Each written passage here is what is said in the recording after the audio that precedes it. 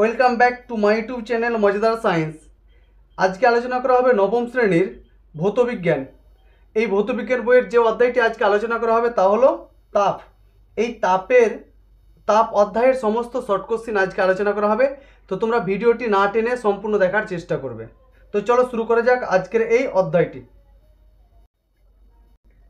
1 নম্বর MCQ রয়েছে, CGS পদ্ধতিতে তাপের যান্ত্রিক তুলাঙ্কের মান 4.2 × 10⁷ erg per calorie, option B right. 2 নম্বর, নির্দিষ্ট আয়তনের বায়ুতে জলীয় বাষ্পের পরিমাণ নির্দেশক ভৌত রাশিটি হলো, অপশন এ আর্দ্রতা। 3 নম্বর, ঘরের তাপমাত্রা সিসরাঙ্কের সমান হলে আপেক্ষিক আর্দ্রতার মান হবে 100%, অপশন এ রাইট। 4 নম্বর, নিচের কোনটি উচ্চ অবস্থানান্তর, অপশন বি হচ্ছে রাইট, বাষ্পীভবন। 5 নম্বর, সিজিএস পদ্ধতিতে সিসার আপেক্ষিক তাপ 0.03 ক্যালোরি পার গ্রাম ইনভার্স সেন্টিগ্রেড, এসআইতে এর মান কত, অপশন সি রাইট। 6 নম্বর, নিচের কোনটি নিম্ন অবস্থানান্তর, অপশন সি হচ্ছে রাইট, ঘনীভবন। 7 নম্বর, জলের ব্যতিক্রান্ত প্রসরণ দেখা যায় কোন উষ্ণতা পাল্লার মধ্যে, অপশন সি রাইট, 0 ডিগ্রি থেকে 4 ডিগ্রি সেন্টিগ্রেডের মধ্যে, অপশন সি রাইট। 8 নম্বর, শীতপ্রধান দেশে কোনো জলাশয়ের উপরিতল বরফ জমে গেলে হ্রদের তলদেশে জলের তাপমাত্রা হয় 4 degree centigrade, option B right. 9 নম্বর রয়েছে, উচ্চ অবস্থানান্তরের সবাই কি ঘটে আর কি, তাহলে অপশন বি রাইট, তাপ প্রয়োগ করতে হয়। এরপরে একটি শব্দে বা একটি বাক্যে উত্তর দাও। 1 নম্বর, তাপের যান্ত্রিক তুলাঙ্কের সংজ্ঞা দাও। তাহলে তাপের যান্ত্রিক তুলাঙ্ক ডাব্লু সমান জেএইচ, ডাব্লু সমান জেএইচ। এই যে জে রয়েছে, জেটিকে বলা হয় তাপের যান্ত্রিক তুলাঙ্ক। 2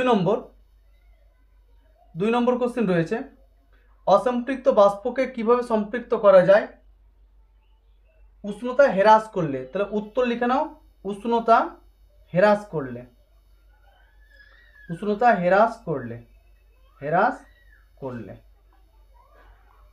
আচ্ছা, 3 নম্বর, শিশিরাঙ্ক কাকে বলে।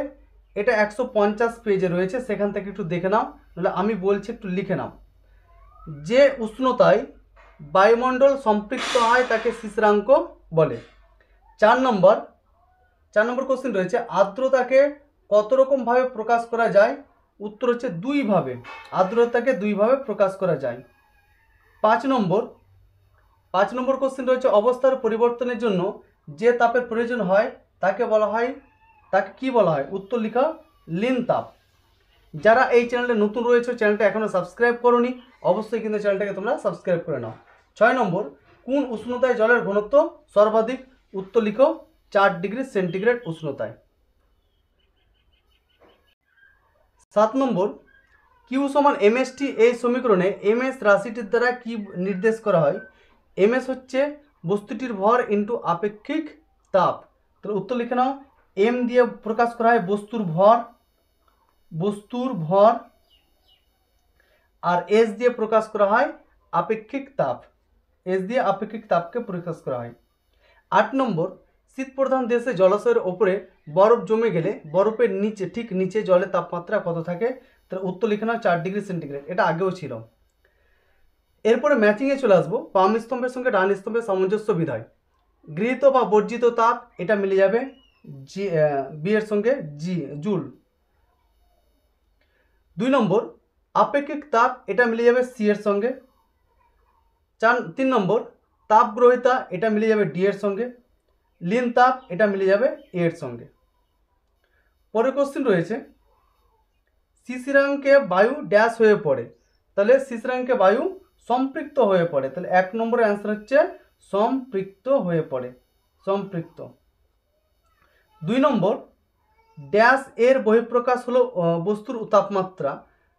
উত্তর হচ্ছে তাপের বহিঃপ্রকাশ হলো বস্তুর তাপমাত্রা। 3 নম্বর, তাপ হলো বস্তুকণার ড্যাশের পরিবর্তিত রূপ। তাপ হলো বস্তুকণার গতিশক্তি। গতিশক্তির পরিবর্তিত রূপ। 4 নম্বর, তরলের তাপমাত্রা বৃদ্ধিতে বাষ্পায়নের হার বাড়ে। তাহলে 4 নম্বরের অ্যান্সার হয়ে গেল বাড়ে।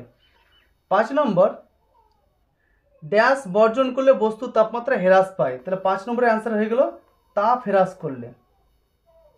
এরপরে সত্য মিথ্যা। 1 নম্বর, জলসমূহ কিছু পরিমাণ জলের আয়তনকে বোঝায়, এটা মিথ্যা।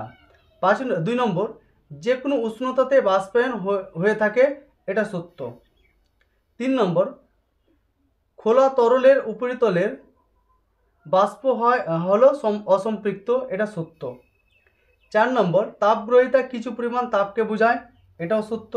5 নম্বর, কঠিনীভবন হলো এক প্রকার নিম্ন অবস্থানান্তর, এটা সত্য। তো আজকের ভিডিওটা এতটাই। যদি তোমাদের ভালো লেগে থাকে তাহলে অবশ্যই চ্যানেলটাকে সাবস্ক্রাইব করবে এবং